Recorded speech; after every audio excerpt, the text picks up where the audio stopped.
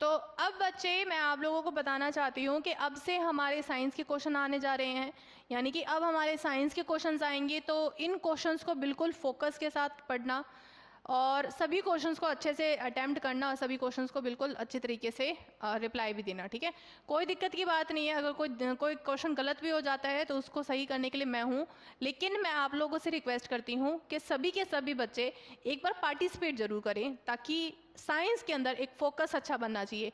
क्योंकि मेरे हिसाब से साइंस एक ऐसा टॉपिक है जहाँ से क्या हो सकता है, जहाँ से ज़्यादा क्वेश्चन हमारे बन सकते हैं, ठीक है। तो अच्छे तरीके से जवाब दीजिएगा, ठीक है। चलो पहला क्वेश्चन है, निम्नलिखित में से कौन सा भौतिक परिवर्तन है?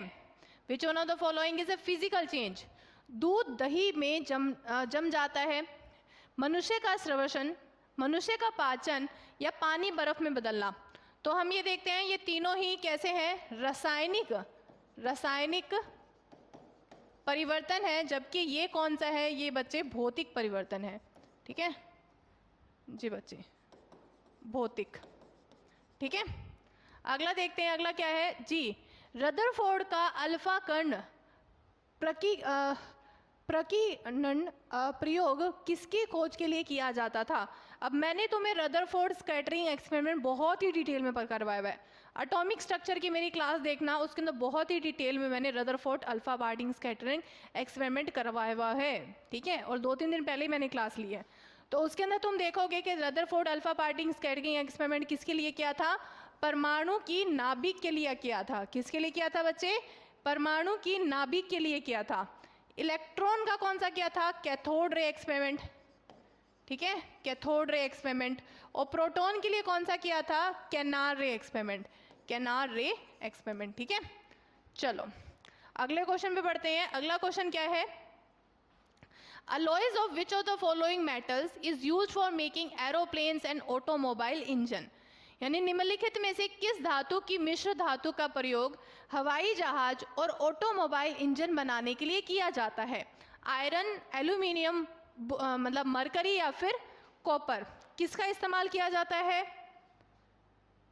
जल्दी से बताइए सभी बच्चे। और सभी बच्चों को बोल रही हूँ, इतने सारे बच्चे देख रहे हैं लाइव, क्लास को लाइक जरूर कर दो यार। इतने सारे वीडियोस तुम लोग देखे जा रहे हो, क्लास को एटलीस्ट लाइक तो कर ही सकते हो ना। सो क्लास को लाइक जरूर करो। उसके साथ में नए नए बच्चे जो हमें देख रहे हैं, चैनल को सब्सक्राइब कर दो, ताकि अगली क्लास की वीडियोस की नोटिफिकेशन आप लोगों तक पहुंच जाए, ठीक है। तो एक बार सब लोगों से रिक्वेस्ट है कि क्लास को लाइक जरूर कर दो, ताकि एक हमारा जो टारगेट होता है ना कि लाइक्स का, वो तक पहुँच जाए, ठीक है। चलो तो ये क्या है जी बच्चे, ऑटोमोबाइल या फिर मैं जहाज़ की बात करूँ तो उसमें हम एल्यूमिनियम लगाते हैं। क्या लगाते हैं? एल्यूमिनियम का जो एक अलॉय होता है उसका इस्तेमाल किया जाता है। अगला, galena is a mineral of which of the following? Galena निम्नलिखित में से किसका खनिज है? लोहे का, सोने का, लेड का, या फिर कैल्शियम का? तो गैलेना जो है वो क्या बोलते हैं उसको? लेड ग्लैंस बोलते हैं, ठीक है, लेड ग्लैंस कहा जाता है। और बच्चे ये किसका है? ये बच्चे लेड का है, ठीक है। लेड का क्या है? एक अलॉय है। अगला क्वेश्चन, मिल्क बिकम सोर if kept outside refrigerator in summer? गर्मियों में हम क्या देखते हैं, जैसे अभी तुम गर्मियों में देखते होंगे अपने मम्मियों को कि क्या करती है मम्मियाँ, जैसे ही दूध गर्म कर दिया, दूध गर्म करते ही थोड़ी देर बाद में उसको फ्रिज में रख देगी। क्यों? क्योंकि ताकि जो है दूध जो है वो खट्टा ना पड़ जाए, है ना, दूध खराब ना हो जाए। क्यों? क्योंकि जैसे ही अगर हम दूध को गर्मियों में बाहर छोड़ देते हैं तो उसमें जो होता है, क्या हो जाता है, लैक्टोज जो शुगर होता है वो किस में कन्वर्ट हो जाता है? लैक्टिक एसिड में कन्वर्ट हो जाता है। लैक्टोज शुगर लैक्टिक एसिड में कन्वर्ट हो जाएगा, जिसके कारण लैक्टिक एसिड बन जाएगा, और लैक्टिक एसिड क्या होएगा? फिर वो खट्टा बना देगा, ठीक है।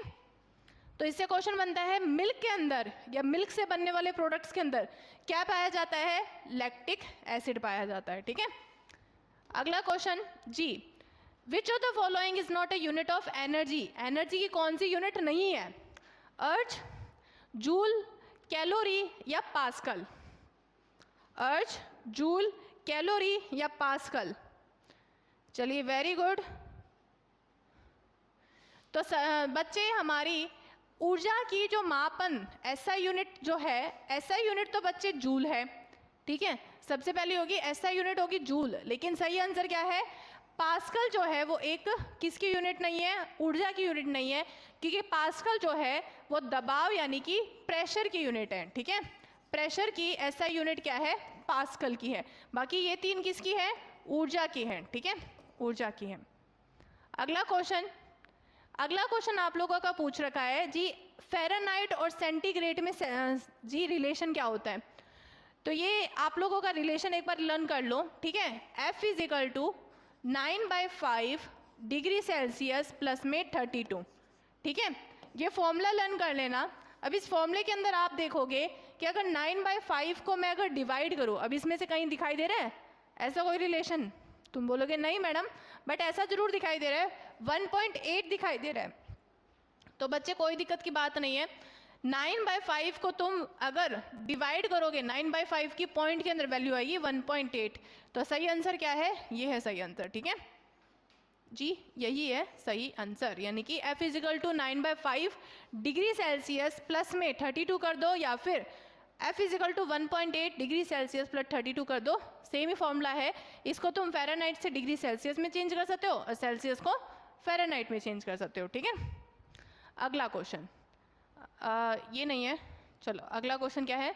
हाँ, विच of the following is not A constellation, यानी कि निम्नलिखित में से कौन सा नक्षत्र नहीं है, प्लूटो, उर्सा मेजर, ओरियन या फिर लियो मेजर। तो बच्चे इनमें से कौन सा नक्षत्र नहीं है, ये बच्चे प्लूटो नहीं है, क्योंकि प्लूटो एक बोना ग्रह है। ठीक है, बोना ग्रह है। ठीक है, एक ग्रह के अंदर ही आएगा, लेकिन मतलब हम प्रॉपरली प्लैनेट्स के अंदर इंक्लूड नहीं करते हैं, लेकिन ये एक तरह का नक्षत्र भी नहीं है, इसको बोना ग्रह कहा जाता है। ठीक है, अगला क्वेश्चन जी, मुख्य आघात तरंग शुरू होने से पहले भूकंप किस प्रकार की ध्वनि उत्पन्न करता है, भूकंप किस प्रकार की ध्वनि उत्पन्न करता है, अल्ट्रासाउंड, इंफ्रासाउंड, ऑडिबल साउंड या फिर इनमें से कोई नहीं। तो बच्चे अगर हम ध्वनि की बात करें, ठीक है, ध्वनि की, तो हमारी एक आती है इंफ्रासाउंड, इंफ्रासोनिक, दूसरी आती है ऑडिबल और तीसरी आती है अल्ट्रासाउंड। ठीक है, अल्ट्रासाउंड। तो ऑडिबल किसके बीच में होती है, ये होती है 20 हर्ट्ज से लेकर कितने, 20,000 हर्ट्ज तक। ठीक है, 20 से लेकर 20,000 हर्ट्ज तक। अगर इससे कम है, ठीक है, सॉरी, अगर इससे कम है तो इंफ्रासोनिक के अंदर आ जाएगी, अगर इससे ज़्यादा है तो अल्ट्रासोनिक के अंदर आ जाएगी। और जो हमारी भूकंप के अंदर जो तरंगें निकलती हैं वो कैसी होती है, इंफ्रासोनिक होती है। ठीक है, इंफ्रासाउंड निकलती है। भूकंप की तरंगें कैसी निकलती है, इंफ्रासाउंड। जी बच्चे, जाट, वेरी गुड। चलो अगले क्वेश्चन की ओर बढ़े। अगला क्वेश्चन है, निम्नलिखित में से किसे मार्स ग्रह कहा जाता है, सॉरी गैस कहा जाता है, marsh gas, carbon dioxide, sulphur dioxide, methane. तो बच्चे मीथेन को मार्स गैस कहा जाता है, या फिर इसे मीथेन गैस भी कहा जाता है। ठीक है, चलो तो आज के क्वेश्चंस की यहीं समाप्ति करते हैं। तो उम्मीद करती हूँ आपको आज की क्लास अच्छी लगी होगी। तो आज की क्लास अगर अच्छी लगी है तो चैनल को जरूर सब्सक्राइब कर दीजिएगा, और उसके साथ में हमारी वीडियो को जरूर लाइक कीजिएगा, जिससे कि और बच्चों तक हमारी ये क्लासेस की वीडियो पहुंच जाए। बस यही चाहिए कि अभी आप लोगों का सपोर्ट चाहिए। अगर आप सब लोग प्यार और सपोर्ट करेंगे तो ये वीडियो डेफिनेटली, और ये हमारी क्लास डेफिनेटली और ज़्यादा अच्छे तरीके से जा पाएगी, और फिर हमें प्रेरणा मिलेगी कि आप लोगों को और भी ज़्यादा अच्छे से अच्छा कंटेंट दे पाएँ। तो आज के लिए बस इतना, यहीं पे ख़त्म करते हैं। अगर इस क्लास की PDF चाहिए तो कहीं नहीं जाना है आप लोगों को। जी बच्चे, क्या करना है, जी बच्चे, अगर इस क्लास की PDF चाहिए तो एक चाणक्य टेलीग्राम चैनल है, इसके ऊपर जा सकते हैं, जहाँ पे आप लोगों को इस क्लास की PDF मिलेगी। उसके अलावा ये हमारा, जी बच्चे, ये टेलीग्राम चैनल है जहाँ पे PDF और नोट्स मिल जाएंगे। और ये हमारा एक चाणक्य विद्यापीठ नाम से YouTube का चैनल है, जिसके ऊपर सब्सक्राइब करना है आपको। ठीक है, चलिए तो बस आज का यहीं पे ही। Thank you so much, have a good day. And उम्मीद करती हूँ कि आपने क्लास के नोट्स अच्छे से बनाए होंगे। नहीं बनाए हैं तो रिकॉर्डिंग देख लो और जल्दी से रिकॉर्डिंग के नोट्स बना लो, क्योंकि नोट्स नहीं बनाओगे तो रिवीजन नहीं होगी, और रिवीजन नहीं होगी तो कोई फ़ायदा नहीं है। ठीक है, बाकी तब तक के लिए शुक्रिया। अगली क्लास होगी हमारी 10 बजे, कल के 10 बजे, ठीक है? 16 तारीख कल के 10 बजे हमारी अगली क्लास मिलेगी, तो उस क्लास में ज़रूर आना। और बाकी तब तक के लिए शुक्रिया, thank you so much, have a good day, bye.